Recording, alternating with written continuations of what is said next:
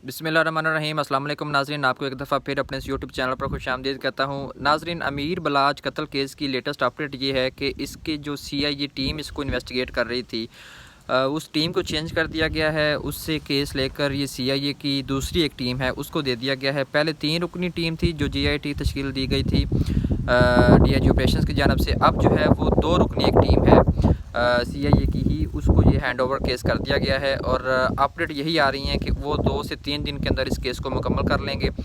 जहाँ तक गोगी भट्ट और तीफ़ी भट्ट की बात करें तो उनके ऊपर एफआईआर दर्ज करवाई गई है अमीर मौसफ़ की जानिब से, और वहाँ पे सिर्फ ये लिखा गया है कि इनकी इमा पर कत्ल किया गया है। तो इमा जो होती है उसमें लचक होती है, उसमें माफ़ी मिल सकती है। अब ये तो डिपेंड करेगा कि एहसन शाह क्या बयान देता है, उसका बयान बड़ा इंपॉर्टेंट है, इसलिए वो बंदा बड़ा इंपॉर्टेंट है, इसलिए उसको अरेस्ट किया गया है। इस केस के बारे में मज़ीद इन्फॉर्मेशन जानने के लिए हमारे चैनल को सब्सक्राइब करें, बेल के आइकन को लाजमी क्लिक करें। Thank you.